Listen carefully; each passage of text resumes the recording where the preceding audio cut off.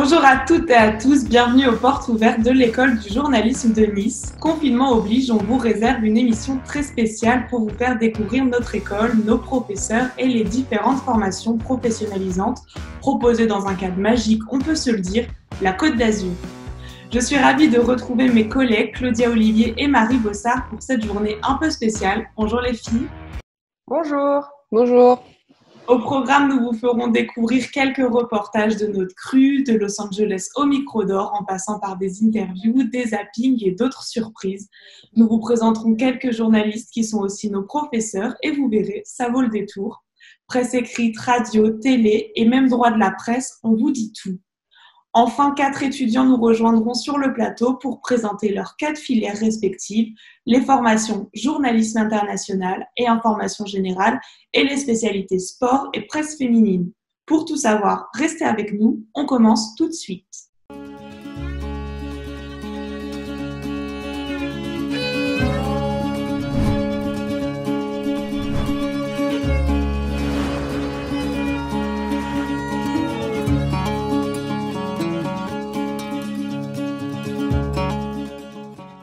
À l'heure des réseaux sociaux et d'Internet, à quoi sert le journalisme ? Le journalisme, c'est avant tout la recherche de la vérité et la banalisation de l'information. On dit qu'un article est réussi si, malgré la difficulté du sujet, un enfant de 8 ans peut le comprendre sans problème. Ce qui est incroyable, c'est qu'il existe des dizaines de facettes différentes au métier de journaliste. On peut très bien écrire des articles pour le journal du village ou réaliser un reportage sur la guerre en Syrie. Si les supports changent, l'essentiel du métier reste le même, transmettre une information claire et vérifiée. C'est grâce aux journalistes qu'après des mois d'enquête, des scandales impliquant des personnalités publiques ou des entreprises peuvent éclater. Le journalisme, c'est donner la parole à ceux qui ne l'ont pas toujours. C'est un peu comme une loupe que le journaliste brandit pour attirer l'attention sur des sujets qui autrement seraient restés inconnus. Bref, ce qu'il faut retenir, c'est que c'est grâce aux journalistes et plus largement à la presse que les citoyens sont libres de s'informer comme bon leur semble. Et c'est grâce à ces informations qu'ils peuvent créer une opinion élaborée en connaissance de cause. Merci les journalistes. L'école de journalisme participe tous les ans à de nombreux événements, que ça soit sportif ou encore culturel. Cette année, nous étions au Salon du Livre de Nice et nous avons été demandés au grand nom du journalisme et du petit écran, quels conseils pourrait-il donner aux futurs journalistes ? La réponse en images. 1. Être rigoureux. 2. Être rigoureux. 3. Être rigoureux. Et 4. Être humble. C'est un métier de passion, donc si on aime ça, si on aime l'actualité, si on est curieux, si on a envie d'aller vers les autres, il faut y aller, il faut foncer. Rester curieux, toujours curieux. Et la curiosité, ça vient de cura, ça vient du latin qui veut dire soigner. Donc c'est-à-dire ne jamais vous arrêter à ce que vous pensez être la vérité. Rester curieux et rester distant. Aux jeunes journalistes, je dirais de faire attention à respecter des règles qu'on appelle la déontologie et de faire attention à cultiver une certaine bienveillance. Simplement, pour ceux qui veulent faire ce métier, si on te propose de te lever le dimanche à 2h du matin, vas-y. Si on te propose de faire 3 ou 4 semaines d'affilée en matinale, fais-les. Je vais vous dire que c'est le plus beau métier du monde, qu'on l'exerce sur des terrains de guerre ou pas. Parce que cette école, c'est aussi l'école de l'abnégation, celle du journalisme, et de se lever plus tôt que les uns et plus tôt que les autres pour faire une chose, qui est raconter l'actualité, raconter la vie des gens et raconter les histoires. Et même quand vous êtes convaincu que c'est la dernière version, de quand même encore poser une question. Et c'est ça la beauté de ce métier de journaliste, c'est de poser les questions que les autres n'ont pas encore posées. Dans quelques instants, 4 professeurs vous présenteront leur matière, presse écrite, radio, télévision et droit. Mais juste avant, faisons un petit tour du côté des anciens élèves. Quel est votre regard après ce sommet que Donald Trump qualifie d'historique ? Alors on le voit, à chaque déplacement, le président multiplie les bains de foule devant les caméras et à chaque fois on voit de tout. On assume complètement parce que c'est justement le but de la Presse People en été, de montrer les animateurs autrement. Facile. Bon, déjà, c'est bien en fait qu'il y ait des sondages, ça prouve que les gens arrivent à en parler. Ouais, le problème, c'est que c'est encore un sujet un peu tabou, donc c'est encore insuffisant. Les gens n'osent pas en discuter, que ce soit avec leurs partenaires ou avec leurs médecins. Alors oui, il se frotte les mains car, comme le disait votre spécialiste, c'est vrai que le matin et en fin d'après-midi, il fait un peu frais, il faut mettre l'écharpe. Nous voulions aller à Damas pour montrer l'autre réalité du conflit, celle dont on n'entend presque jamais parler. Alors on en parlera avec un sujet un petit peu plus tard. Exactement, de Damas. Et donc, on a été happé finalement par cette actualité, on a changé un peu de mission. Et tous les dimanches de 9h30 à 10h, nous parlons cuisine, voyage, tendance, bien-être, mode, déco ou encore high-tech. C'est la traditionnelle conférence de presse d'après-compétition pour Noël Le Graët, c'est l'occasion de faire un point. C'est le grand débrief du patron du foot français, tout simplement après cette Euro 2016. Vous êtes grand reporter à RMC, la radio qui a révélé donc que cette jeune femme de 18 ans, toujours en garde à vue ce soir, la compagne du terroriste de Carcassonne et de Trèbes, était fichée S. On en sait un peu plus sur son profil? Alors elle était fichée S depuis 1 an, donc ça veut dire qu'elle était suivie finalement comme son compagnon par les agents de renseignement de la région. J'ai pris, pas mon premier mercato de l'équipe après une cote, je l'ai racheté. Capitaine, voilà. J'avais besoin de titulaires aussi en défense et à valeur sûre. En 2012, j'étais chargé pour un hebdomadaire de suivre les partis politiques de gauche. J'avais suivi François Hollande, Jean-Luc Mélenchon et Eva Joly. Ce n'est pas ma vérité, il y a des faits tout simplement. Et ce qui a été dit par M. Berman dans ce reportage, c'est faux. Et c'était très facile. Mais on peut rapporter les propos du voisin. Il suffisait. C'est la vice-présidente de la région qui en charge du dossier, pardonnez-moi. Il suffisait. Très honoré de parler au premier homme certifié Made in France.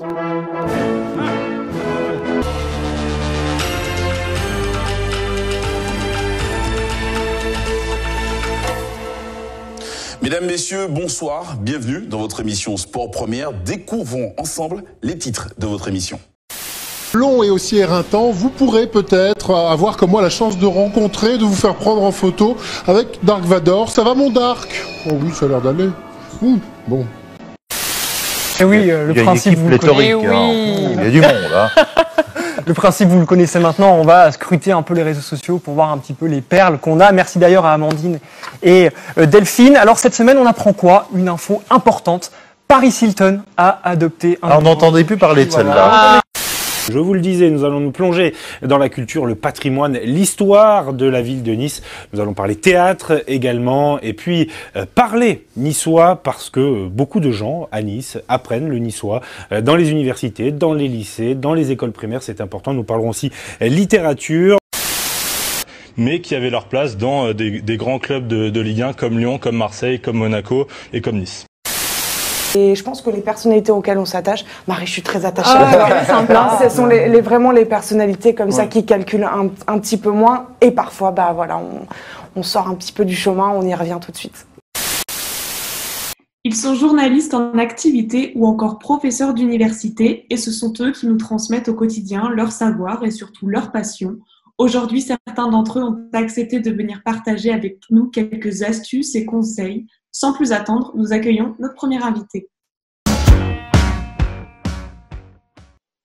Pour notre premier invité, cap sur la presse écrite. Grégory Leclerc est reporter chez Nice Matin. Il a traité de nombreux sujets locaux, mais également nationaux, comme les attentats du 13 novembre 2015, ceux du 14 juillet 2016 ou encore la naissance de Merci sur l'Aquarius, qui a d'ailleurs inspiré l'écriture de 7 chansons.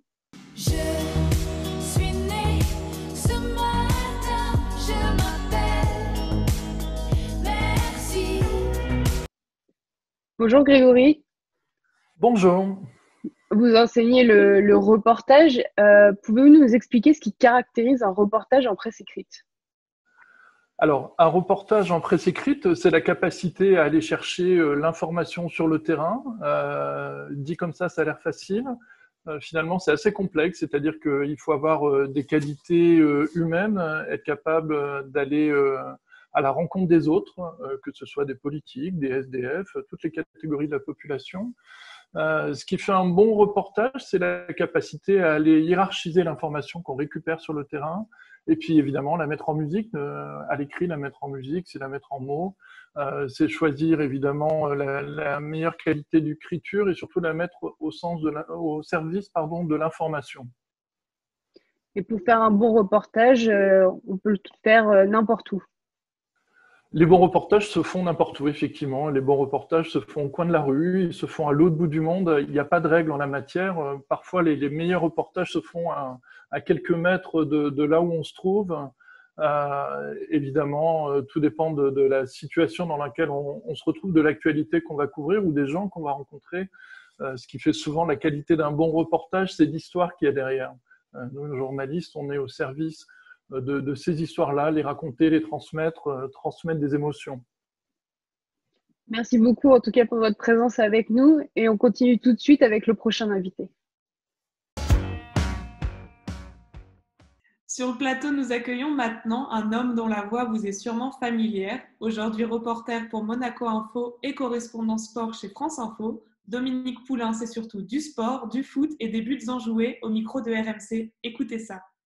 Ancienne, quoi. Qu'est-ce que tu penses des discours Le Stade Louis II, on est dans le match de Genève. C'est Lens, mon ami. Je me fais ça. sursauter. Mais moi aussi. Mais t'es pas bien. But pour Lens. Et voilà, c'est le club de Lens qui revient à 15 secondes. Le pauvre Bédoumé, mais pense à sa bouteille. On est dans le temps additionnel. Être reconnaissant, merci Lens. Toudic, une nouvelle fois. Toudic, bien, qui réalise le doublé. Il avait réduit le score tout à l'heure à la 68e minute. Et là. Et aujourd'hui, vous êtes professeur de radio à l'EDJ. Qu'est-ce que vous voulez transmettre à vos étudiants et à des futurs journalistes? Ce que j'essaye de transmettre, c'est mon savoir-faire en fait. L'expérience que j'ai vécue au travers de ma carrière. Et ce que j'essaye de transmettre, c'est mon savoir-faire, mon vécu, leur apprendre les ficelles du métier, leur donner quelques conseils pour que mes étudiants trouvent dans un premier temps un boulot et dans un deuxième temps qu'ils soient bons, quoi. Donc on essaye, c'est pas toujours évident parce qu'au départ on n'est pas prof, comme peuvent l'être un prof de français ou un prof d'histoire géo, mais j'ai envie de dire que notre force c'est de connaître le métier et de partager déjà notre passion et de partager notre vécu avec les étudiants, quoi. Oui, vous avez l'avantage du terrain, donc c'est une qualité forcément. Et justement, quelles sont les qualités pour devenir un bon journaliste radio? En quelques mots. Alors là, déjà, je pense que pour exercer ce métier, il faut être passionné.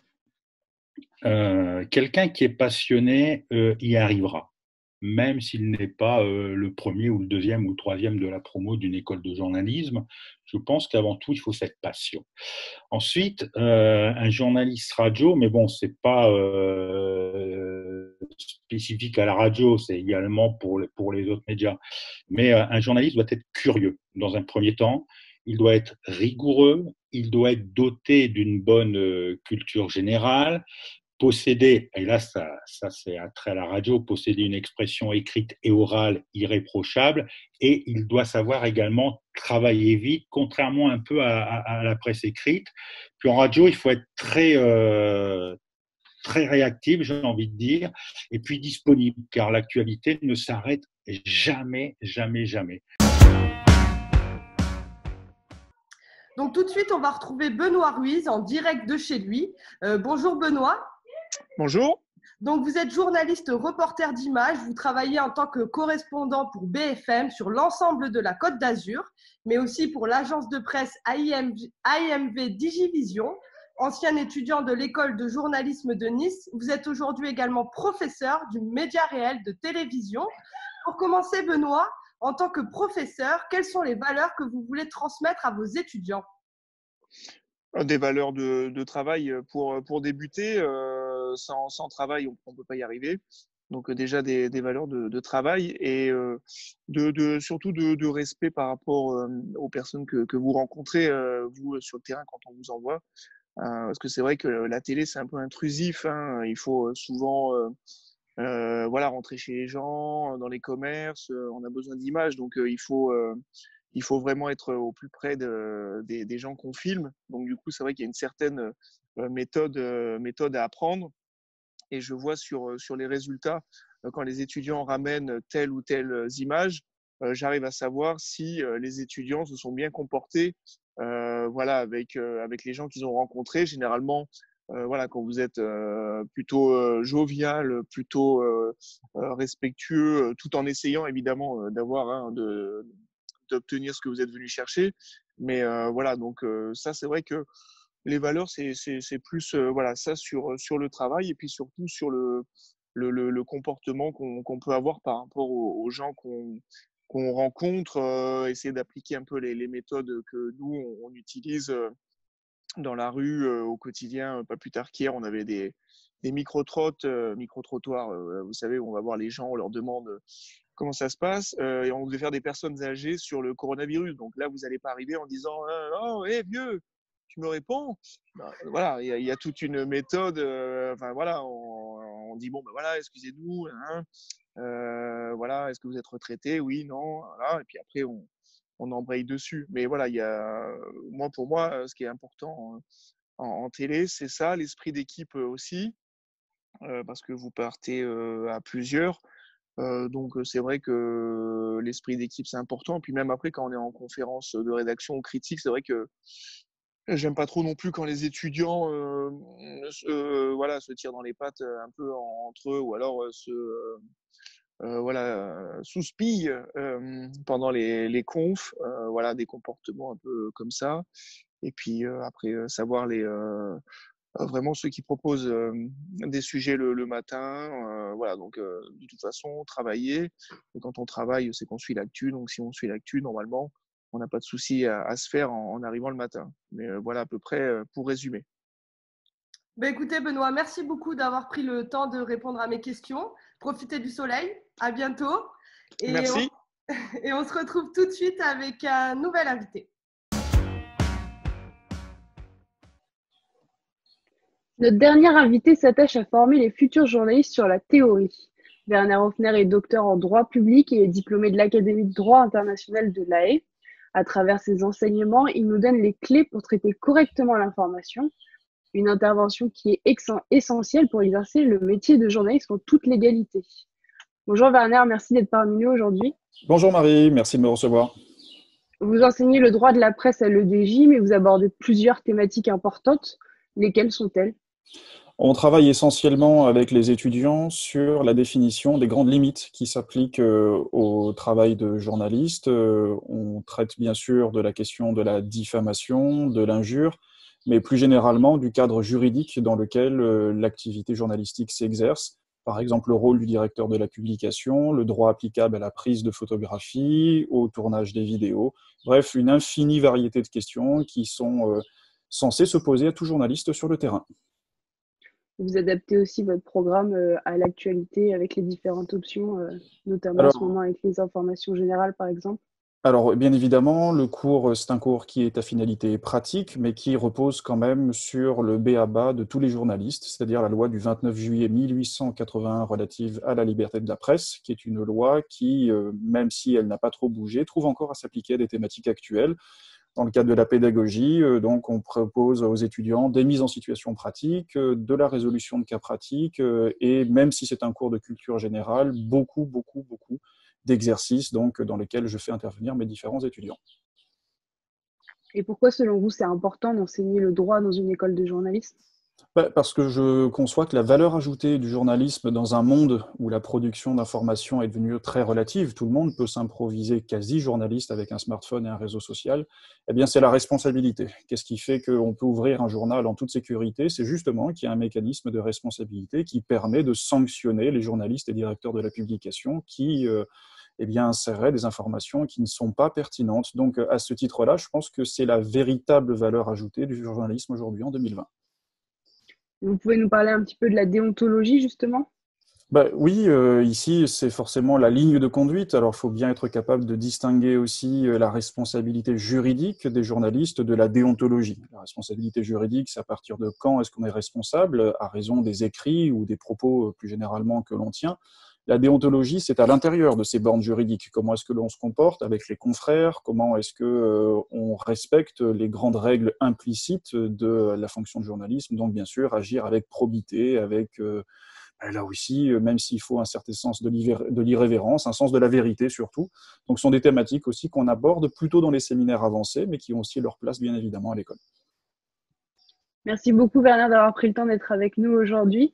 Merci beaucoup et puis à très bientôt ici à tous les anciens étudiants et surtout aux futurs que je me réserve un grand plaisir d'accueillir parmi nous.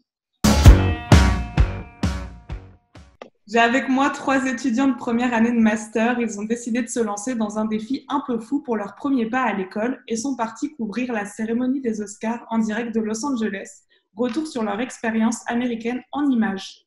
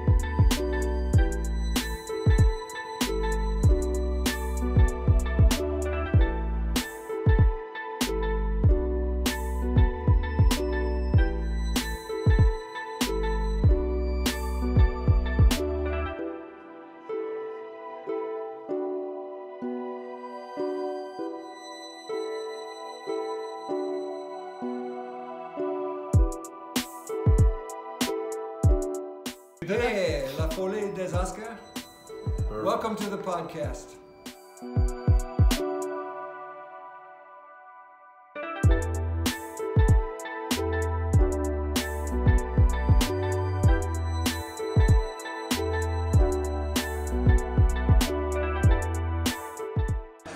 Bonjour EDJ News.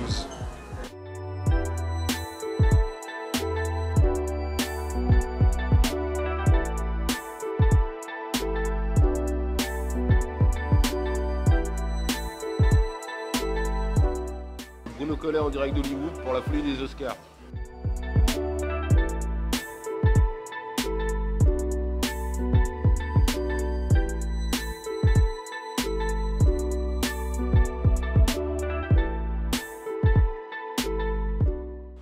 Alors bonjour à tous, on est à Los Angeles, Californie, États-Unis, pour ceux qui, on ne sait jamais, et vous êtes sur la folie des Oscars.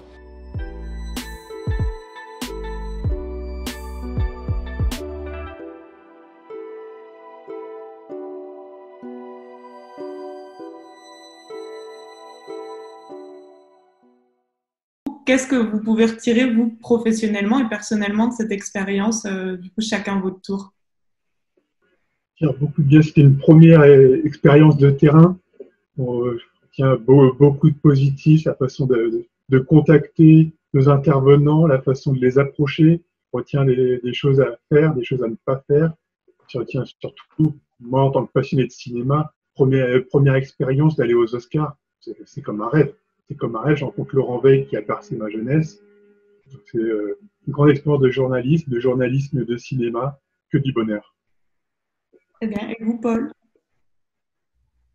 C'est vrai que, comme l'a très bien dit Paul, journalistiquement, c'était un projet très intéressant parce que voilà, il faut aussi dire aux personnes qui vont regarder, plus ou moins qui vont suivre ces JPO de chez eux, c'est vrai que c'est quand même toujours bien de partir comme ça et sans forcément penser à toutes les conséquences. Voilà, c'est surtout un travail journalistique qu'on a essayé de mener. On l'a plus ou moins bien fait évidemment à notre échelle, hein, bien sûr, vu qu'on est seulement d'étudiants en journalisme. Mais je retiendrai surtout aussi l'expérience évidemment personnelle, le fait d'appréhender des personnes dans une langue qui nous est tout de même étrangère, bien qu'on la maîtrise quand même tous les trois assez correctement. Et puis voilà, le travail de terrain, je pense, n'a pas de meilleure école, quoi. Je pense que c'est l'essence même du métier. Et puis bon, ça permet aussi de forger des amitiés que j'espère nous continuerons d'entretenir prochainement. Une réponse plutôt complète. On termine avec Charlie. Ouais, du coup, je rejoins un peu ce que disaient mes deux camarades, les deux Paul. Ça a été comme une expérience assez, je pense, marquante pour nous trois. C'est vrai que j'ai le souvenir à chaque fin d'interview, on se regardait et puis on avait toujours 10 minutes, un quart d'heure de moments de battement, de flottement même, où on comprenait pas trop ce qui s'était passé. Mais ouais, on a bien vécu ça. On a bien interviewé plus ou moins des pointures, puis des personnes quand même qui étaient en lien direct avec la cérémonie. Donc c'était d'un point de vue émotionnel aussi, c'était assez fort. Et puis, comme l'ont dit mes deux acolytes, d'un point de vue professionnel, c'est sûr que voilà, d'aller sur le terrain, vraiment d'avoir l'audace aussi de partir à l'autre bout du monde entre guillemets pour nous. On n'était jamais allé aux États-Unis. C'est aussi un message un peu à passer à tout le monde. C'est pas hésiter à sortir un peu des sentiers battus, à se mettre un coup de pied aux fesses et à tenter ce genre d'expérience. D'un point de vue professionnel, évidemment que c'était très enrichissant et que c'est très impressionnant aussi de rencontrer des pointures comme Laurent Veil, comme Ramzi Malouki.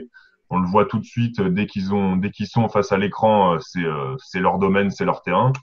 Et donc pour nous, ça nous donne aussi envie par la suite de tendre à ce genre de journalisme, voire de parcours. Donc non, c'était une expérience enrichissante sur tous les points. Et c'était génial, quoi, tout simplement.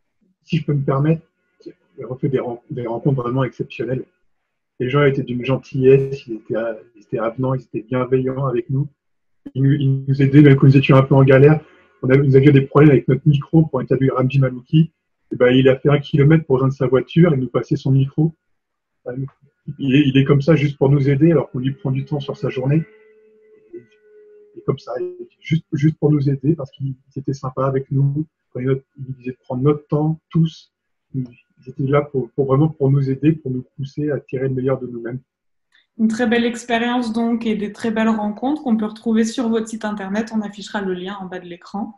Et merci à tous les trois d'avoir été avec nous, d'avoir répondu à nos questions. Et on retrouve Claudia et Marie pour présenter les spécialités de l'EDJ. Et l'EDJ ne se contente pas de vous former à tous les supports, il vous spécialise également à travers 4 formations, information générale, sport, international et presse féminine. Chacun d'entre vous peut s'orienter dans une formation qui lui ressemble vraiment. On a avec nous 4 invités pour vous éclairer sur ces différentes spécialités. On commence avec 2 invitées féminines, 2 Manon, l'une en international et l'autre en information générale. On commence avec vous, Manon Sanchez, bonjour. Bonjour. Vous êtes en Master 2 de journalisme international. Merci d'être parmi nous aujourd'hui. Pouvez-vous nous expliquer pourquoi vous avez choisi cette formation ? Alors, j'ai choisi international puisque, premièrement, c'est l'option qui se rapprochait le plus de ce que j'avais envie d'étudier au sein de cette école de journalisme. Et aussi, puisque avant d'arriver, je réfléchissais déjà à m'orienter vers le journalisme international puisque j'ai fait une année à l'étranger à Barcelone. Et ça m'a donné l'envie de voyager, l'envie de découvrir d'autres pays et de comprendre ce qui se passe autour de la France également. Et donc, vous qui avez étudié pendant 2 ans, à quel type de profil cette spécialisation correspond-elle réellement ? Alors, je dirais qu'il n'y a pas de profil type parce qu'on étudie énormément de matières, que ça soit un peu de politique, d'économie ou de sociologie. Après, il faut être très curieux, avoir envie de découvrir ce qui se passe autour de chez nous. Qu'est-ce que vous retiendrez particulièrement de ces 2 années en international ? Alors déjà, une classe géniale avec des gens qui ont envie de réussir et qui s'entraident, mais aussi des matières qui nous servent dans la vie de tous les jours avec des nouvelles connaissances, que ça soit sur pourquoi Theresa May a démissionné, comment se passent les élections présidentielles aux États-Unis ou même la puissance de la Chine. Aussi des matières qui vont nous servir pour l'international, mais pas seulement, que ça soit le grand reportage, et puis aussi du droit à l'étranger qui nous sert dans la vie de tous les jours. Et enfin, si vous deviez donner un conseil à quelqu'un qui hésite à s'inscrire dans cette spécialisation, qu'est-ce que vous lui diriez? Je dirais que l'avantage de l'option internationale, c'est que ça ne vous catalogue pas. Donc, en fait, ça vous ouvre une porte. C'est-à-dire que vous pouvez très bien, en sortant, vouloir faire de l'international, mais vous pouvez aussi faire du national ou du local, parce que ce que vous apprendrez en international vous servira même pour le national ou le local. Donc, ça ne vous ferme aucune porte et au contraire, ça vous donne des connaissances qui vous servira dans la vie de tous les jours, qui vont vous donner plus de curiosité, de culture générale et qui vous servira, que ça soit pour l'international ou pas. Merci Manon. Avec plaisir. Donc, on continue avec vous, Manon Aversa. Bonjour. Bonjour Claudia. Donc, vous êtes en dernière année de master de journalisme information générale. Merci d'être avec nous aujourd'hui. Donc, tout d'abord, pour commencer, pouvez-vous nous expliquer pourquoi vous avez choisi cette formation? Moi, je choisis cette formation en information générale parce que je m'intéresse à tout, je suis curieuse, j'ai envie de tout savoir. Et du coup, l'information générale, c'est ce qui me restreignait le moins. Je peux parler autant de politique, de droits des femmes, d'une manifestation. C'est une filière où on est vraiment proche des gens puisqu'on va s'intéresser à l'actualité locale et aussi nationale. Donc, c'était ça qui me plaisait dans cette filière. Bon, je dois avouer aussi que j'ai un faible niveau d'anglais, donc c'était aussi intéressant pour moi d'intégrer la formation d'information générale, pardon. Bon, au final, on a de l'anglais renforcé, donc voilà. Mais c'était surtout parce que j'étais curieuse et que j'avais pas envie de me restreindre à un choix particulier, que ce soit au niveau de la culture, du sport ou de l'international. L'avantage, c'est qu'en InfoGéné, on a aussi travaillé notre culture générale, donc on a appris plein de choses qui nous servent dans notre travail de tous les jours, mais aussi des anecdotes très intéressantes. Je ne sais pas si vous savez, Claudia, d'où viennent les viennoiseries.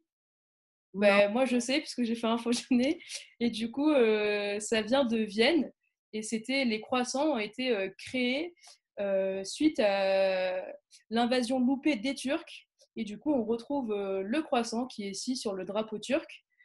Donc, je peux dire merci à mon prof de culture générale pour cette information qui m'est fort utile en société et que je suis ravie de pouvoir sortir. Donc, il y a plein aussi d'anecdotes, plein de citations célèbres. Voilà, on en a appris plus sur la vie de Charles de Gaulle. C'est un personnage qu'on connaît tous très bien, mais qu'on n'a peut-être pas eu le temps de se renseigner ou d'apprendre des choses sur lui. Donc, on a parlé des régimes politiques, on a parlé du droit. En ce moment, on étudie le droit de la crise sanitaire. Donc, c'est important aussi de savoir ce qui se passe et de pouvoir l'analyser. C'est des choses qu'on peut faire avec des cours comme l'analyse de l'actualité. Donc, il y a plein de choses que je retiendrai. Puis moi, j'ai eu la chance aussi d'être une filière assez restreinte puisqu'on n'était que 3 dans ma classe. Donc, ça nous a permis de nous pousser, de nous aider et d'avancer plus loin. Donc, c'est ce que j'ai aimé aussi dans cette filière. Très bien. Une dernière question. D'ailleurs, merci pour l'anecdote. Une dernière question. Si vous deviez donner un conseil à quelqu'un qui hésite à s'inscrire dans cette spécialité, que lui diriez-vous? Je pense que si quelqu'un hésite à s'inscrire, c'est que justement, il faut qu'il fasse InfoGéné. Dans le doute, InfoGéné, c'est ce qui nous fermera le moins de portes aussi également. Puisqu'on peut traiter de tous les sujets, voilà, manifestations, droits des femmes, politique, nouvelle association qui se crée. C'est vraiment la filière qui nous parle le plus finalement et qui nous permet d'aborder le plus de choses. Moi, j'avais soif d'apprendre plein de choses. J'avais envie de développer ma culture générale et j'ai pu le faire grâce à cette formation. Donc, faut pas hésiter à se lancer, faut y aller, voilà. Et donc, l'avantage aussi en InfoGéné, c'est que tu peux te retrouver aussi sur tous les supports, tous les médias conviennent. Et c'est une filière, en tout cas, où tu es proche des gens, proche de ton audimat, de ton lectorat, des spectateurs, des gens, finalement. Et c'est pour ça qu'on aime être en InfoGéné, finalement. Parfait. Écoutez, merci Manon et Manon. Merci à vous deux d'avoir pris le temps de répondre à nos questions. Et du coup, on se retrouve tout de suite avec les 2 prochains invités. Tout de suite, on retrouve deux nouveaux étudiants et deux nouvelles spécialités. Clément Carton nous parle de son master option sport et Nassima Erami nous présente son master en presse féminine. Bonjour à tous les deux. Bonjour. Bonjour. Clément Carton, vous êtes passionné de basketball et rédacteur en chef d'un site internet dédié au sport. Pouvez-vous nous expliquer ce qui vous a motivé à choisir cette formation à Nice ? Eh bien, tout d'abord, parce qu'il n'y a pas tant de formations professionnalisantes qui mènent au métier de journaliste sportif. Donc, à titre personnel, c'est d'abord ce qui m'a évidemment motivé. Après, bien sûr, je pense que je ne serais pas venu ici si je n'avais pas eu un bagage nécessaire préalable à l'analyse du sport. Si vous n'aimez pas regarder un match, ni vous intéresser à tous les sports, ce qui entoure les compétitions, etc., il faut vous diriger vers une autre spécialité au sein de l'école. Après, je pense que ce qui fera de vous un bon journaliste sportif, c'est votre amour et votre connaissance pour le sport, pas simplement du football, mais je parle évidemment de tous les sports. Et puis, il faut venir dans cette spécialité en voulant avant tout devenir un journaliste compétent dans tous les domaines et pas simplement dans le sport, parce que ça doit être ça votre objectif, devenir avant tout un bon journaliste. Et donc, à quel type de profil cette formation pourrait correspondre justement ? Forcément, comme je disais, cette spécialisation, elle s'adresse avant tout aux amateurs de sport, mais pas que, puisque la formation, elle est assez large et qu'elle permet autant à celui ou à celle qui a beaucoup de connaissances sportives de performer qu'à celui qui en aurait un peu moins. Donc, je pense qu'une des qualités les plus importantes pour venir ici, c'est avant tout d'avoir envie de transmettre une information avec cet amour du sport dont je parlais et que cela se retranscrive à la fois par l'écrit, mais aussi à l'oral. Et puis, au-delà des matchs, il faut se cultiver, être curieux, avoir envie d'analyser ce qu'il y a derrière les matchs et essayer d'être le plus polyvalent possible. Donc, pour reprendre l'intitulé de votre question, je dirais que la spécialisation sport correspond à toutes les personnes qui ont envie de mettre leur passion du sport au service de leur travail de journaliste, tout simplement. Et au passe à vous, Nassima, vous allez être l'une des premières à être diplômée d'un master de presse féminine à l'EDJ. Pouvez-vous nous expliquer pourquoi vous avez choisi cette formation ? Alors moi, à titre personnel, déjà, j'ai choisi la formation presse féminine parce que j'ai toujours été engagée dans la cause des femmes. C'est ce que j'affectionne plus particulièrement dans la presse féminine. C'est aussi parce que la presse féminine, d'après moi, une catégorie du journalisme qui offre beaucoup, puisque on n'est pas concentré que sur la mode, la beauté ou le lifestyle. On a beaucoup de rubriques en presse féminine. Je pense à la culture, à plein de choses. Après, ce que j'aime énormément dans la presse féminine, c'est le fait qu'on puisse mêler l'information à la légèreté, d'une certaine manière. Pas la frivolité, parce que je suis pas d'accord avec cette image frivole qu'on accorde à la presse féminine. Donc c'est aussi pour ça que je suis venue d'ailleurs, parce que pour moi, être journaliste en presse féminine, c'est pas être influenceuse ou youtubeuse, c'est plus que ça, c'est transmettre l'information et transmettre aussi une passion dans des rubriques différentes. Après, ce que j'aime le plus en presse féminine, c'est parce qu'elle a le don on va dire, de façonner les oxymores avec un peu de subtilité, parce que nous, en presse féminine, on parle de gastronomie en la mêlant à l'écologie, on parle de beauté en la mêlant à je sais pas, la royauté. Donc, c'est vraiment un mélange de tout. Et voilà. Après, je sais que moi, dans ma promotion, il y a mes camarades qui sont plus penchés vers la culture, le cinéma. Mais moi, c'est la mode et la beauté. Donc, ça dépend réellement des profils. Du coup, selon vous, quel type de profil peut s'orienter vers cette spécialisation ? Alors, justement, quel type de profil ? Déjà, ceux qui pensent que la presse féminine, c'est pas que le maquillage, les paillettes, le vernis à ongles.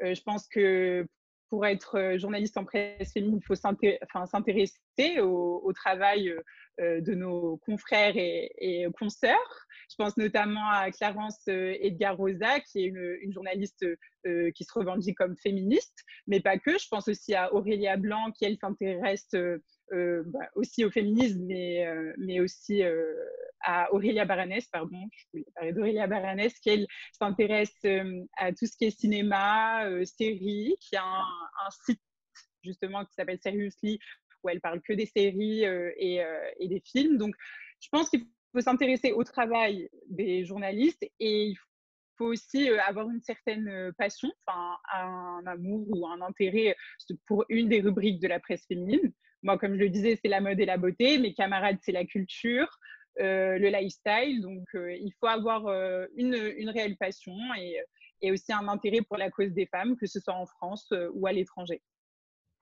Et du coup, je le disais un peu plus tôt, vous allez être l'une des premières à être diplômée de cet enseignement. Vous êtes la première promotion de l'EDJ à suivre la presse féminine. Qu'est-ce que vous retiendrez particulièrement de ces 2 années? Alors, un tas de choses déjà. C'est un réel honneur pour mes camarades et moi déjà d'être les premières à être diplômées en presse féminine dans l'école. C'est une catégorie du journalisme qui est très passionnante. Après, je ne suis pas très objective parce que c'est vraiment ce que j'avais en tête. Mais qu'est-ce que je retiendrai? Un tas de choses parce qu'en 2 ans à l'EDJ, j'ai été formée sur plusieurs matières. Je pense à l'animation des réseaux sociaux parce que pour être une bonne journaliste ou un journaliste, il faut pas forcément être une stalkeuse, mais il faut savoir utiliser tous les réseaux sociaux, que ce soit Twitter, Instagram. Il y a de nombreux médias, je pense à Convini ou Brut, qui maintenant sont principalement sur les réseaux sociaux. Donc, il faut savoir les utiliser à des fins journalistiques. Je pense aussi à l'histoire de la mode. Parce qu'être journaliste en presse féminine et vouloir parler de mode, on ne peut pas se concentrer juste sur les tendances actuelles. Il faut savoir les mêler à l'histoire de la mode. Il faut avoir une réelle expertise et c'est ce qu'on nous apprend à l'école. C'est ce que nous apprend notre professeure Sophie Hugues, qui est une professeure très passionnante et passionnée. Et c'est pas la seule d'ailleurs. Je pense aussi à Pauline Arnal, qui elle est journaliste en presse féminine. Elle travaille pour de nombreux médias comme Grazia, Bill, le Journal des Femmes. Donc elle nous donne de vrais conseils. Elle nous oriente aussi pour le choix de nos stages selon nos personnalités. Et en 2 ans, j'ai appris plein de choses aussi sur la femme dans le monde. J'en parlais tout à l'heure parce qu'il ne faut pas se concentrer que sur la cause de la femme en France. Il y a aussi la femme dans le monde et c'est ce que nous apprend Monsieur Christophe Colette. Lui, avec lui, on a eu le cours de la femme dans le monde et le cours de culture. Donc, c'était vraiment très enrichissant pour nous. Et voilà, on a eu pas mal de choses. Mon camarade Clément parlait tout à l'heure. On a eu aussi des projets tutorés. Donc, j'ai eu la chance avec mes camarades de créer mon propre média féminin, un magazine qui s'appelait Queens. C'était vraiment une expérience superbe. On a expérimenté pas mal de choses avec mes copines, mais le rendu était bien, je suppose. Et du coup, je veux dire, il y a plein de choses. Donc, il faut venir pour voir ce que vous retiendrez. Mais en tout cas, moi, je sais qu'il y a une réelle différence entre mon entrée à l'EDJ et ma sortie à l'EDJ. Et à quelqu'un qui hésiterait finalement à suivre cette spécialisation, quel serait votre conseil? Alors, mon conseil, ce serait qu'il faut s'intéresser à tout et être curieux de tout, parce que la presse féminine, elle englobe vraiment beaucoup de domaines, beaucoup de rubriques. Donc, il faut s'intéresser à l'art, à la musique, au cinéma. Il ne faut pas avoir peur de binge-watcher une série en une soirée, dans la mesure du possible, bien sûr, pour en faire sa critique le lendemain. Il faut vraiment être curieux parce que travailler en presse féminine, c'est pas parler que du dernier rouge à lèvres ou du dernier sac Chiquito de Jacques Mus. C'est vraiment plus que ça. C'est une branche rythmée. On passe d'un domaine à l'autre toute la journée. J'ai écrit sur des domaines que je ne maîtrisais pas du tout et j'étais obligée de m'intéresser à ces sujets. Donc, je donnerai comme conseil aux prochains étudiants de s'intéresser au travail déjà effectué par les journalistes sur le terrain et de s'intéresser à toutes les rubriques, la mode, la beauté, un peu tout. Merci Clément et Nassima d'avoir pris le temps de nous parler de vos spécialités. Juste après une courte pub, on retrouvera Claudia, entourée des vainqueurs des Micros d'Or 2019.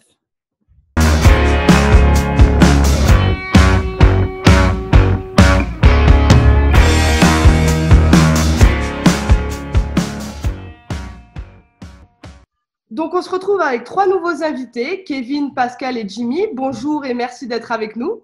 Bonjour Claudia. Bonjour Claudia. Donc, vous êtes tous les 3 en dernière année de master de journalisme à l'EDJ de Nice. Et cette année, vous vous êtes lancé un sacré défi. Vous avez réalisé un reportage sur l'apnéiste Morgane Bourkis. Vous l'avez ensuite présenté au Micro d'Or, qui récompense chaque année les meilleurs reportages consacrés à l'univers du sport. Et pour la première fois, Kevin, Pascal, Jimmy et donc l'EDJ de Nice, vous avez remporté le prix du meilleur reportage dans la catégorie promotion UJSF, qui regroupe toutes les écoles de journalisme en France. Bravo à vous 3. Et avant d'en parler un peu plus en profondeur, on le regarde tout de suite.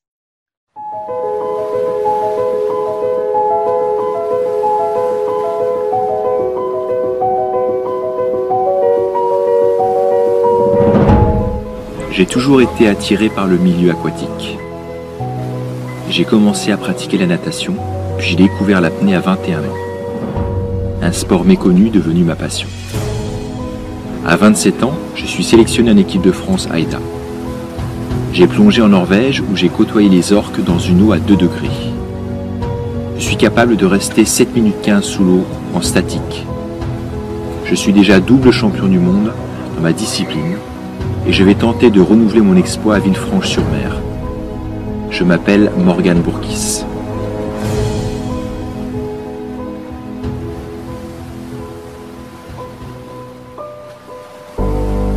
La mer est sa deuxième maison. Pour nager dans les profondeurs, certains utilisent des bouteilles d'oxygène. Lui se contente uniquement de ses poumons. Morgane Bourkis, 41 ans, est un apnéiste français plusieurs fois médaillé. Il s'apprête à vivre son dernier championnat du monde. Mais avant de s'immerger dans l'eau, il faut habituer son corps et travailler sa respiration.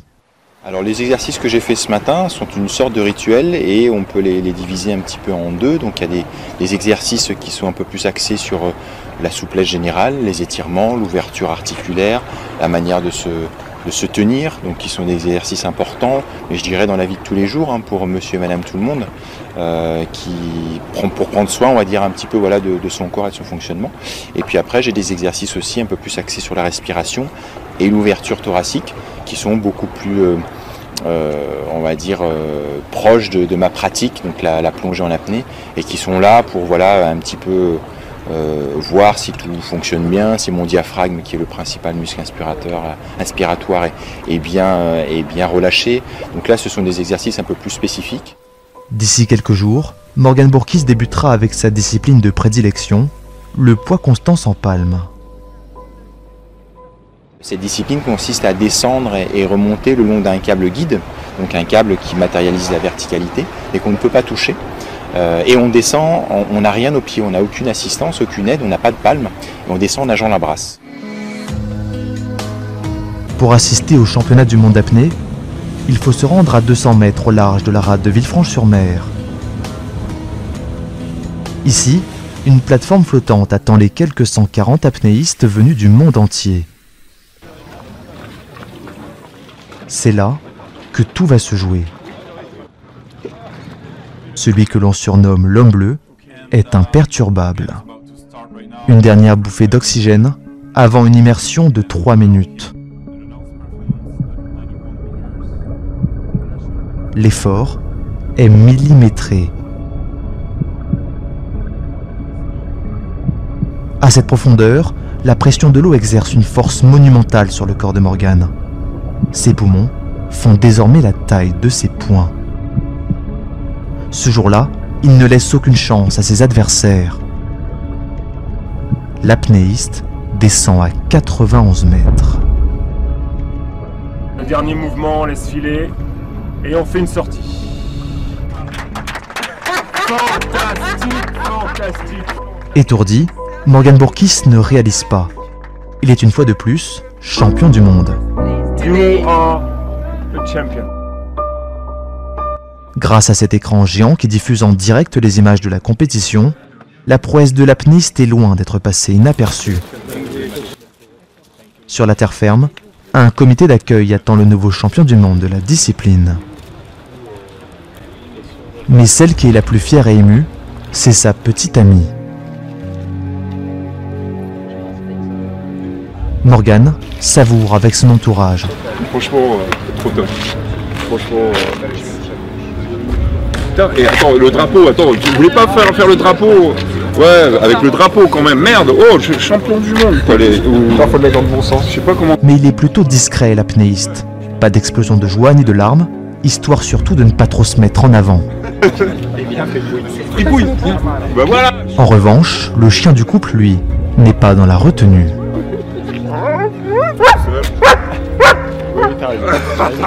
Champion du monde. Ma combi, fais gaffe à ma combi. Ah bah, ravi, complètement ravi. Ravi de l'accueillir et ravi de ce retour à terre après cette épreuve. Puis viennent les photos, les dédicaces. L'homme bleu a son lot d'admirateurs. Ah bah c'est clair, des gens comme lui, voilà, il est posé, il vient de faire des choses incroyables sous l'eau et voilà. Et bon courage. Voilà, là c'est parfait. Un champion du monde qui a de plus en plus la cote. Mais pour lui, pas question de parler de vie de star. Pour son amie Marion, apnéiste elle aussi en équipe de France, Morgane est l'exemple à suivre. Il est un peu un modèle pour plein d'apnéistes, je pense. En tout cas, moi, je m'inspire un peu de lui sur certaines choses, donc voilà. Dans 2 jours, Morgane Bourkis disputera sa 2e épreuve, celle de l'immersion libre. L'apnéiste doit absolument récupérer avant de retourner sous l'eau. Mercredi 11 septembre. Le ciel est bleu, la mer est calme et le jour J pour Morgane. Après avoir décroché un titre de champion du monde en poids constant sans palme, il doit aujourd'hui concourir pour l'immersion libre, une discipline très différente de la précédente. Toujours ce câble qui existe pour matérialiser la verticalité. Et par contre, on a le droit de se tracter à celui-ci pour descendre et pour remonter.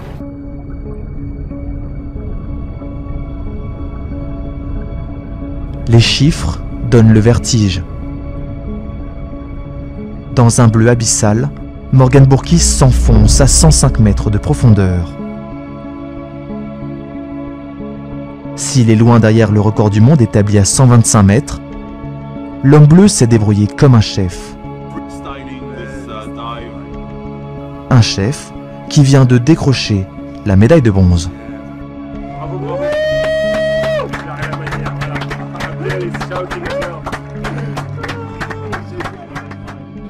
Mais l'apnéiste hésitait pourtant à replonger.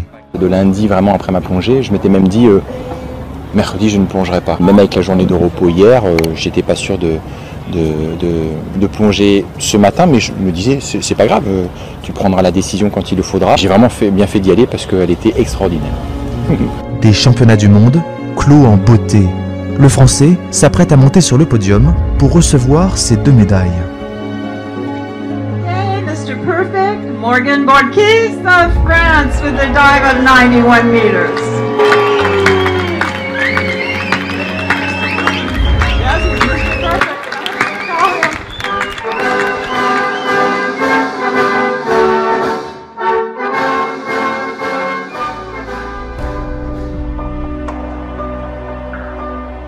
Un podium qu'il tient à partager avec Carla. Une jeune fille handicapée moteur à qui l'apnéiste avait offert une plongée en duo.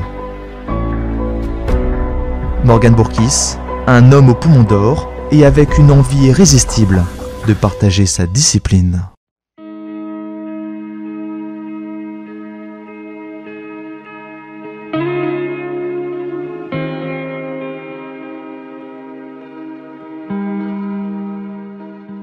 Quel effet ça vous a fait de remporter les micros d'or?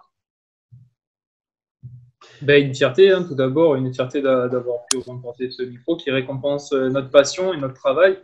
Donc ça a été une très grande fierté et c'est quand même un titre prestigieux. Nous, en tant que jeunes journalistes, c'est déjà une certaine reconnaissance. Exactement, comme l'a dit Jimmy, c'est ça, c'est aussi une expérience que cela nous apporte.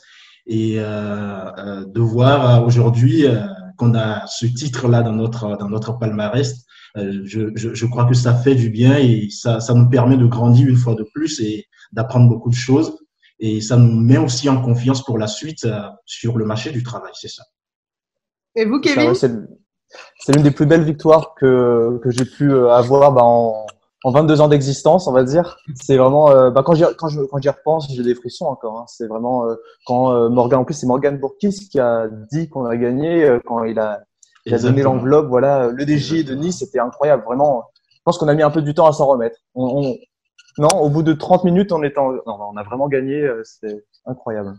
Ce qui est aussi impressionnant, c'est-à-dire que aller au Micro d'Or et rencontrer des journalistes de la télévision, de grands journalistes qu'on voyait à la télévision et tous ceux là dont on suivait les reportages, c'est quelque chose de fou, c'est quelque chose de malade. On s'est dit, écoutez, qu'est-ce qui nous arrive là avec Kevin et Ginny? On s'est dit, mais attendez, on rencontre des gens dont on entend parler et qu'on n'a jamais rencontré. Donc, c'est quelque chose quand même de très, très émouvant. C'est quelque chose qui nous a aussi donné un peu beaucoup de confiance, surtout pour la suite, parce que moi, j'y tiens, parce que dans ce métier, c'est aussi ça, hein, c'est la confiance. Et ça, franchement, ça a apporté quelque chose en plus dans notre vie. Très bien, écoutez, encore bravo à tous les trois. On tenait encore à vous féliciter d'avoir remporté les micros d'or. Merci d'avoir pris le temps de répondre et d'être avec nous, de répondre à nos questions et d'être avec nous. Et maintenant, on va retrouver Marie et Alicia.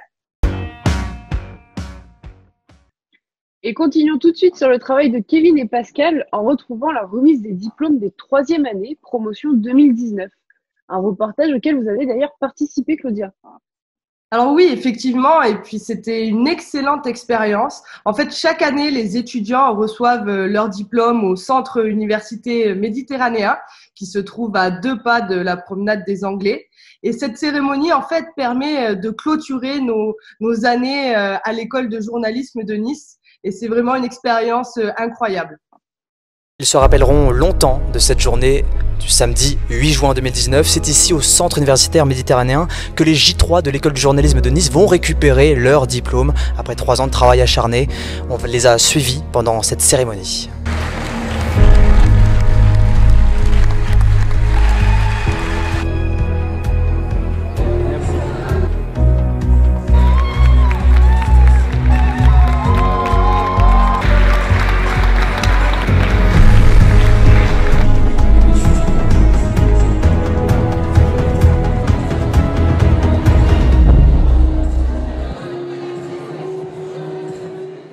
Il y a 3 ans, jour pour jour, ces étudiants sortaient à peine du lycée, un baccalauréat en poche. Aujourd'hui, leur rêve se dessine enfin, devenir journaliste. Certains ont même déjà obtenu des stages dans de grandes rédactions, le fruit d'un travail qui paye et d'une motivation sans faille. Au premier rang, les artisans de leur réussite. Des professeurs de télévision, de radio, de presse écrite, de webjournalisme, de droit et de géopolitique. Ce sont eux qui, pendant près de 3 années, ont transmis leur savoir-faire et prodigué leurs conseils. À leur côté, 2 parrains prestigieux, Alexandre Ruiz, journaliste sportif, et Marc-Olivier Fogiel, le nouveau patron de BFM TV. Il y a les parents, les frères et sœurs, les grands-parents et même les amis venus soutenir leurs futurs journalistes. Après les discours des majors de promotion, il est venu le temps pour les étudiants de récupérer leur diplôme. Et à l'appel de leur nom, c'est l'explosion de joie.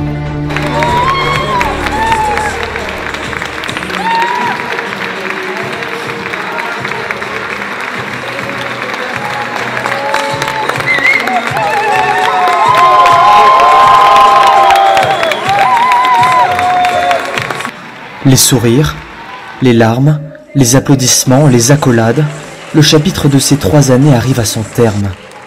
Une nouvelle histoire est sur le point de s'écrire, pleine de rebondissements et de surprises. Mais avant de se quitter, il faut immortaliser ce moment. Alors quoi de mieux qu'une dernière photo de classe avec les professeurs, la direction et les parrains. Après ces instants riches en émotions, un buffet attend les étudiants fraîchement diplômés et leurs familles. L'occasion pour nous d'interroger nos 2 parrains sur le métier de journaliste. Rester curieux, d'être empathique, de chercher à comprendre, de ne pas prendre pour vérité absolue ce qu'on lui raconte et de vulgariser au maximum les choses. Et le savoir rendre et transmettre est prioritaire chez l'être humain. On est des courroies de transmission et donc à partir du moment où on est curieux et qu'on est pédagogue et qu'on ne se formate pas aussi, c'est ça les qualités d'un bon journaliste pour moi. Si vous aimez celui qui vous écoute, vous lit ou vous regarde, le message va passer. Il va passer de façon transparente et sincère, donc il passera de façon vraie. La sincérité, c'est vraiment quelque chose d'important dans le journalisme. Essentiel dans la vie, et comme notre métier est, je le disais, un prisme sociétal, ça va de pair. Fière de la réussite de ses apprentis journalistes, Marie Boselli, la directrice de l'école, donne un petit conseil à celles et ceux qui aimeraient bien intégrer le DJ. Pour les gens qui souhaiteraient rentrer dans cette école, eh bien, il faut s'intéresser à un maximum de choses et puis avoir cette passion pour l'actualité, pour l'information et ne pas avoir peur de bosser. Du côté des étudiants, l'heure est aux festivités. Tout sourire, ils se confient sur leurs 3 années passées à l'EDJ et évoquent leurs projets à venir. Beaucoup de plaisir à faire notamment la radio de l'école ou autre chose. C'était vraiment des belles années, des belles rencontres et voilà. Et comme disait Fabrice Moreau, c'est un peu la fin d'un chapitre, mais le livre est encore long, on l'espère. Voilà, on espère peut-être un travail, on ne sait pas, un contrat de travail, on attend de voir, on verra. Voilà. France Bleu et plus loin le groupe Radio France et tout ce qui est service public, tout ce qui est rendre service au public, bien sûr. C'est une immense fierté parce que c'est 3 ans de travail, 3 ans de dur labeur, des sacrifices parfois parce qu'on travaille énormément, on compte pas les heures. Donc là, j'avoue que c'est une immense récompense, une immense fierté et j'ai vraiment apprécié ce moment. Et aujourd'hui, qu'est-ce qui t'attend ? Alors je vais en Irlande au Griffith College en septembre pour mon master de journalisme et communication. Donc c'est un master qui dure 1 an, contrairement à la France où c'est 2 ans. Et après, région parisienne et début de ma carrière. Merci, en tout cas, c'est le meilleur. Merci. Et le meilleur, on le souhaite à tous les étudiants qui, en ce jour du 8 juin 2019, ont reçu leur diplôme. Ce n'est que le début d'un long rêve éveillé. Merci de nous avoir suivis tout au long de cette émission. On vous laisse maintenant avec Camille Goujon pour la visite virtuelle de l'école. Merci Claudia et Marie pour m'avoir accompagnée avec le sourire. Prenez soin de vous.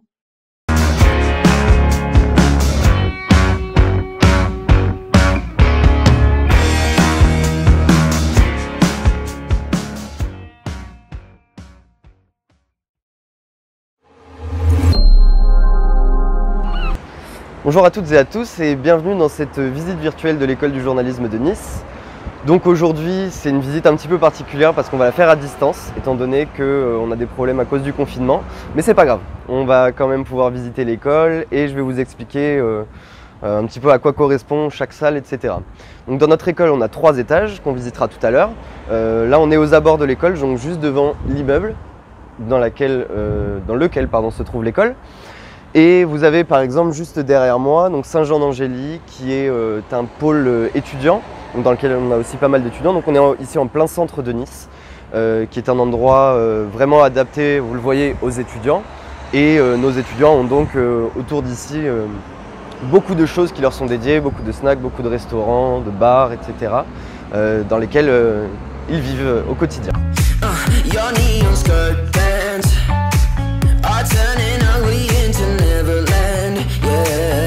Suite de la visite, donc on est maintenant au 2e étage. On a déjà ici l'accueil donc de l'école et certains bureaux donc dans lesquels on fait travailler principalement pour la vie scolaire, pour la vie de l'école au quotidien. Et vous avez également ici donc le studio télé, qui est le studio dans lequel nos étudiants enregistrent évidemment leurs émissions de télé. Venez avec moi. Donc vous avez ici d'un côté le côté présentation, donc c'est ici que les étudiants se mettent pour présenter leurs émissions, devant évidemment les caméras qui permettent de les filmer, et vous voyez ici au bout la régie. Donc il faut savoir que tout est fait par nos étudiants, c'est-à-dire qu'on leur apprend bien sûr à présenter des émissions, à faire fonctionner les caméras, mais aussi à faire toute la partie régie. Donc on a plusieurs types d'émissions, des émissions de sport, des émissions de culture, des émissions sur la mode, voilà, vraiment des émissions diverses et variées que vous pouvez retrouver notamment donc sur EDJ TV, qui est la plateforme sur laquelle nos étudiants mettent tout en ligne. Donc ils sont sur Facebook, sur Instagram et sur Internet, edjtv.fr.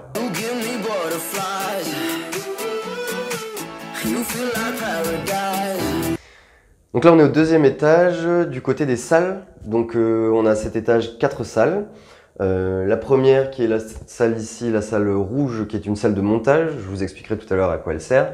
Ici la salle turquoise qui est la salle du matériel. Et au fond 2 salles de cours plus classiques. Donc chaque salle, vous l'avez vu, porte une couleur afin que les étudiants puissent mieux s'en souvenir et puissent savoir un petit peu où elles sont. Et pour égayer aussi un petit peu notre quotidien. On est ici dans la salle rouge qui est une salle donc de montage.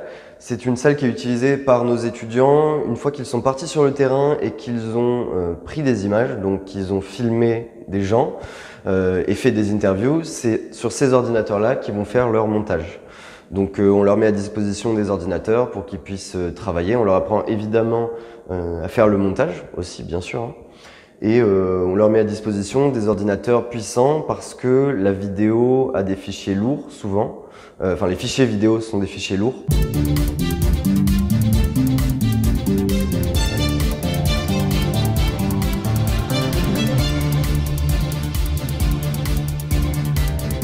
On est ici dans la salle turquoise, qui est la salle dans laquelle on va stocker tout le matériel qui permet à nos étudiants de partir sur le terrain. Donc on a ici par exemple une des caméras qui permettra à nos étudiants de faire des interviews vidéo. Il faut savoir qu'une grande partie de la pédagogie repose sur la pratique du métier et c'est pour ça qu'on a du matériel professionnel. Je m'explique, nos étudiants travaillent à l'école sur du matériel de professionnel pour que lorsqu'ils se retrouvent dans des médias pour le stage ou pour ensuite pour travailler, qu'ils se soient entraînés sur du matériel professionnel et qu'ils bossent sur le même type de matériel une fois qu'ils sortent de l'école. On a dans notre école une grande quantité de matériel, vous le voyez ici, donc avec toutes nos caméras, mais aussi les trépieds de ce côté-là. Donc on a ici également tout ce qui est les batteries pour les caméras, les trépieds pour le Mojo, les micros pour le Mojo. Alors le Mojo, c'est le mobile journalism, c'est le journalisme qu'on fait avec le smartphone. Et ici, on a les câbles, les micros et les torches pour nos caméras. Suite de la visite du deuxième étage, alors on a ici 2 salles qui sont des salles de cours un peu plus classiques. Tous les cours ne nécessitent pas d'avoir du matériel particulier. On a quand même un ordinateur, un vidéoprojecteur dans chaque salle. Donc les salles, vous les voyez ici. Mais ce sont des salles de cours un peu plus classiques dans lesquelles on va avoir des cours théoriques. Voilà. Et on a la deuxième salle qui se trouve ici, juste derrière. On est ici au 3e étage, donc vous avez ici de ce côté 2 des plus grandes salles de l'école, donc la salle jaune et la salle bleue. Vous voyez ici au milieu les panneaux qu'on peut enlever et n'avoir donc qu'une seule grande salle qui peut accueillir jusqu'à 86 personnes. C'est une salle dans laquelle on fait notamment ce qu'on appelle les masterclass. Donc on reçoit chaque année des personnes de la vie économique, politique, journalistique qui viennent ici pour se faire interviewer par nos étudiants entre autres et pour parler aussi de leur parcours, de leurs expériences. On a reçu par exemple l'année dernière Thomas Soto, on a reçu Christian Jean-Pierre, la vice-présidente du Parlement européen. On reçoit voilà, le chef de la police, des pompiers ou de l'armée pour qu'ils viennent parler à nos étudiants. Sur le reste des salles, on est sur des salles qui sont un petit peu classiques aussi, comme on a vu tout à l'heure. Ici, on a quand même France 24 qui tourne en boucle toute la journée pour que nos étudiants aient accès à l'information également. Et de ce côté-là, c'est ce qu'on appelle le fil AFP, donc c'est l'agence France Presse, la plus grande agence de presse française, donc qui va donner des informations aux journalistes francophones et à nos étudiants en l'occurrence. Donc vous voyez, quasiment chaque minute, on va avoir les informations importantes, là en l'occurrence sur le coronavirus. On est ici au 3e étage dans la salle blanche, qui est une salle dans laquelle on a mis en place tous les outils permettant de faire du e-learning. Donc c'est-à-dire qu'on va avoir une caméra et un écran ici qui vont permettre à des professeurs n'étant pas présents physiquement de pouvoir donner cours à nos étudiants, comme des personnes qui seraient, notamment des journalistes qui seraient sur Paris ou à l'étranger par exemple. Donc là on est dans une petite salle qu'on appelle la cabine Speak, qui est la cabine dans laquelle les étudiants vont enregistrer leur voix off. Quand ils font de la télé ou de la radio, ils doivent enregistrer des voix off pour expliquer ce qui se passe sur les images par exemple, et donc c'est ici qu'ils le font, dans une salle qui est donc insonorisée. On est ici au 4e étage, donc on a plusieurs salles ici qu'on va visiter ensemble. On a encore une fois ici la télé avec France 24, le fil AFP de l'autre côté. Et ici, juste à côté de moi, donc la salle verte qui est une salle de montage. Comme on l'a vu tout à l'heure dans la salle rouge, tous les ordinateurs qui permettent à nos étudiants de faire du montage, on a ici le même type de salle, avec le même type de matériel, pour que les étudiants puissent faire du montage vidéo. Notre visite se termine ici dans le studio radio, qui est donc le studio dans lequel les étudiants vont enregistrer leurs émissions de radio. Donc vous voyez ici derrière moi la partie régie, qui permet de faire fonctionner ce studio. Donc avec l'ordinateur et ici, tout pour faire fonctionner donc le studio. Et on a donc ici à l'intérieur le studio à proprement parler, donc le studio dans lequel c'est ici qu'ils vont enregistrer leurs émissions. Donc ça a donné le jour à EDJ-FM, comme vous le voyez là-bas. On avait vu tout à l'heure EDJ-TV, ici EDJ-FM, donc pareil, ils sont sur Facebook, Instagram, Snapchat, Twitter et Internet. Il est 8h, vous êtes les bienvenus dans Debout l'EDJ. Ah, c'est compliqué.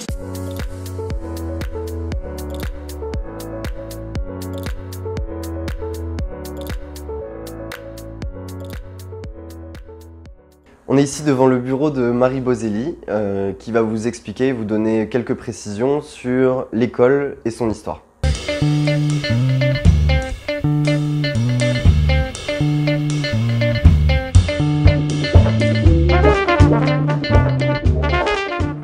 Cette école existe depuis 1990, donc elle est dans sa 30e année.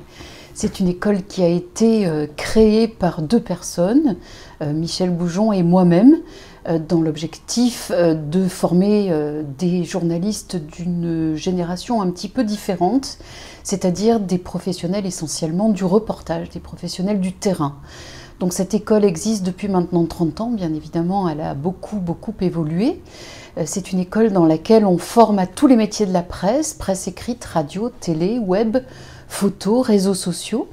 C'est une école qui permet d'avoir une formation professionnalisante dans le but d'apprendre rapidement un métier et de pouvoir travailler tout aussi rapidement.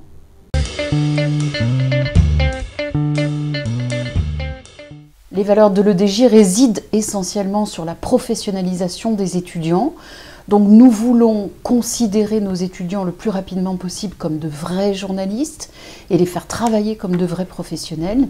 À ce titre, nous avons décidé très rapidement de mettre le terrain le plus tôt possible afin de permettre aux étudiants de pratiquer ce métier quotidiennement. Au nombre des valeurs de l'EDJ, il y a bien évidemment la transmission, c'est quelque chose de totalement essentiel. En fait, nous avons 2 types d'enseignants à l'EDJ, des professionnels donc du journalisme, des journalistes en activité et également des professeurs d'université. La valeur de l'EDJ, les valeurs de l'EDJ résident sur cette transmission essentielle. En fait, on apprend ici tout ce qui n'est pas dans les livres. Ce serait bien plus facile de lire un livre sur le journalisme et puis d'apprendre et de comprendre comment ça marche. Eh bien, c'est pas comme ça que ça marche. Ici, ce sont des professionnels qui quotidiennement vont apprendre à nos étudiants comment devenir journaliste pas après pas, jour après jour. C'est très important pour moi que les profs soient exemplaires, qu'ils montrent comment il faut faire. Et ils le sont, exemplaires, nos profs, puisque quasiment chacun d'eux travaille en radio, en presse écrite, et fait le même exercice que nos étudiants quotidiennement. Donc en fait, on peut contrôler à la télé, à la radio, que ce que nous explique le prof, il le met lui-même en pratique.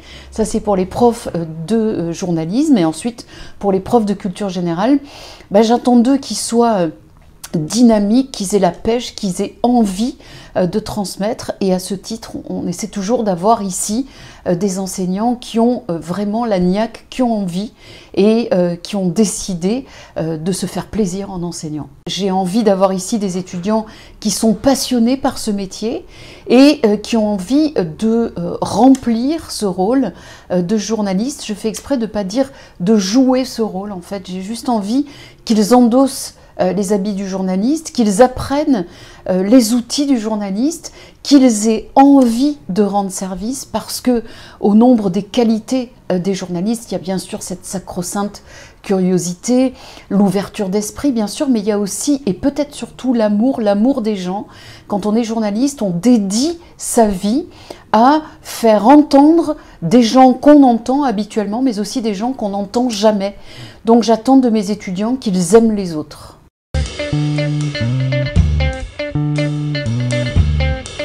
Les qualités d'un bon journaliste, il y a bien sûr la curiosité, il y a l'ouverture d'esprit, il y a la culture générale, il y a la débrouillardise. Il faut vraiment être débrouillard autonome.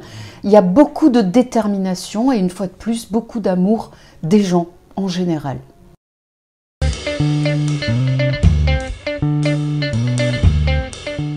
Si quelqu'un souhaite intégrer notre école, c'est quelqu'un qui est passionné par le métier de journaliste.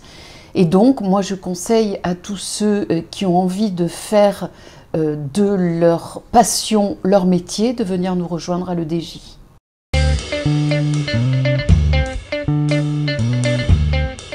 L'EDJ n'a eu de cesse d'évoluer en 30 ans.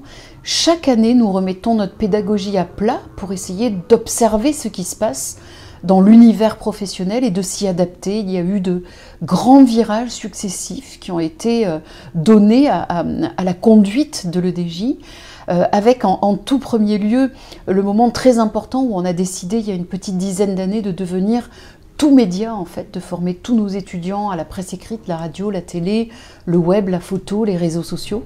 Et puis il y a eu plein de petits virages encore, et puis encore un virage important il y a quelques années avec l'arrivée du journalisme 2.0 qui est en train de devenir d'ailleurs du journalisme 3.0. Dans le 2.0, c'est essentiellement avec l'avènement du web, des outils du web, mais aussi du mojo par exemple, du mobile journalism qui consiste à filmer avec son smartphone. C'est aussi le data journalisme, c'est aussi le journalisme à 180 degrés, c'est aussi le drone journalisme. En fait, on est lancé dans cette course à l'évolution du métier de journaliste qui fait rentrer de plus en plus l'intelligence artificielle dans notre quotidien. Si on veut que nos étudiants soient opérationnels, il faut qu'on soit au niveau du terrain.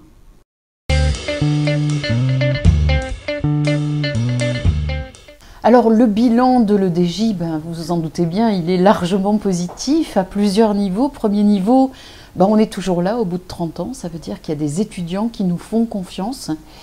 C'est une entreprise, c'est-à-dire que comme toutes les entreprises, si on ne vous fait plus confiance, demain, vous fermez.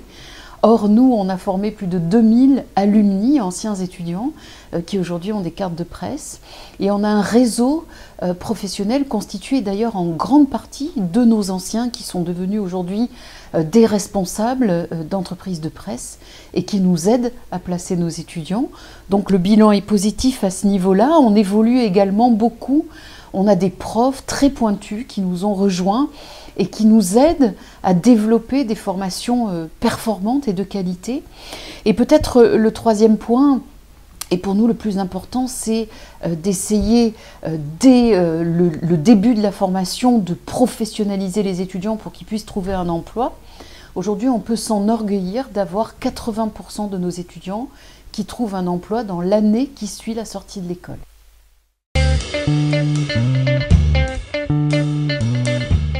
L'évolution de l'école aujourd'hui, elle nous pousse à développer plus de masters. Donc nous avons démarré avec des bachelors. Aujourd'hui, nous avons 4 masters différents. Nous avons également une formation qui s'appelle Breaking News qui permet de faire un bachelor ici et puis un master dans l'une des 7 universités partenaires que l'on a dans le monde. Et l'avenir de l'EDJ, il se joue également beaucoup à l'international, puisque nous sommes en train de développer un master tout en anglais à l'attention des étudiants étrangers qui voudraient venir étudier en France. Et nous sommes également en train de développer des cours d'été pour les étrangers, pour leur permettre de découvrir la culture française, ces cours étant également donnés en anglais.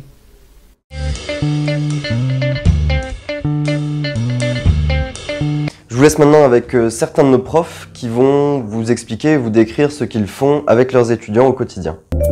Je suis professeur principal, donc je fais partie de l'équipe pédagogique. Je m'occupe entre autres de la discipline, du suivi pédagogique des étudiants, mais aussi des projets tutorés et des médias de l'école, aussi bien la radio, la télé que le site internet qui relaie la presse écrite et le contenu web EDJ News. Romain Chardin, je suis rédacteur en chef du magazine de sport Code Sport Monaco, qui traite d'actualités sportives sur le sport monégasque, essentiellement amateur et un petit peu professionnel aussi, puisqu'on suit également bien sûr l'AS Monaco football et l'AS Monaco basket. Je suis dans ma 4e année d'enseignement et j'y avais passé 2 ans auparavant, puisque j'ai été étudiant ici. Alors, je suis prof de radio en 2e année à l'école de journalisme de Nice. J'enseigne donc les premiers pas de la radio. Les étudiants n'ont jamais fait de radio, sont jamais allés en studio, n'ont jamais su comment parler dans un micro, articuler. J'organise, j'accompagne, je suis en relation avec les médias pour permettre à nos étudiants d'accéder à des stages de qualité. Donc j'enseigne l'anglais à tous les étudiants, mais aussi je fais l'anglais renforcé, donc c'est pour devenir une journaliste bilingue en 3 ans. Aussi, je m'occupe de partenariats ici à l'école, les partenariats internationaux. Donc on a beaucoup de liens avec les universités autour du monde. Donc c'est vachement intéressant pour devenir un journaliste international. J'enseigne l'utilisation professionnelle des réseaux sociaux en première année et le mobile journalisme qui est en fait le fait de faire des reportages avec son téléphone. En 2e année, on fait les fondamentaux du web et du mojo, donc on fait pratiquement toute l'année que des articles, des médias réels. On alterne entre les vidéos web et le contenu écrit. Et en 3e année, on fait du live blogging, du live scoring, donc c'est-à-dire relayer une actualité en continu. Avoir une écriture plus radiophonique que de presse écrite, parce que c'est pas du tout la même façon d'écrire, c'est beaucoup plus épuré. On apprend à vulgariser aussi l'information. On leur apprend des définitions de base de la radio comme des brèves, un enrobé, un flash. J'ai des enseignements, j'enseigne à tous les étudiants les comportements professionnels. Donc c'est un accompagnement pour leur permettre d'acquérir les fondamentaux du savoir-être et pouvoir être dans une bonne dynamique lorsqu'ils souhaitent rejoindre une rédaction. Donc j'enseigne l'anglais aux étudiants ici, donc on fait plein de choses. En fait c'est l'anglais dans le contexte du journalisme, donc on fait des flash radio, on écrit des articles de presse en anglais, on analyse les actualités britanniques. Aussi, on fait des choses comme les interviews journalistiques, donc chaque jour est différent et c'est vachement intéressant pour les étudiants de prendre l'anglais, pas juste dans le contexte de la grammaire, mais aussi dans le contexte du journalisme et le monde actuel. La première chose pour rejoindre la communauté de l'EDJ, c'est déjà de suivre les médias de l'EDJ, comme ça vous pourrez voir un peu le travail des étudiants qui gèrent la radio EDJ FM, mais aussi la télé EDJ TV et le site internet EDJ News. Et dans un 2e temps, je dirais que de toute façon, si vous ne pouvez pas vous empêcher de commenter l'actualité, de débattre, si vous n'êtes jamais d'accord avec les contenus journalistiques, c'est que vous êtes fait pour être journaliste. Vous serez vite dans le jus et dans le bain, donc je trouve que c'est vraiment l'atout principal pour moi de l'école. Alors si vous souhaitez être une journaliste bilingue, aussi de voyager autour du monde et rencontrer des gens de tous les horizons, n'hésitez pas à venir. Je laisse maintenant la parole à certains de nos étudiants qui vont vous parler de leur expérience en tant qu'étudiants dans notre école, mais aussi en tant qu'étudiants dans la ville de Nice.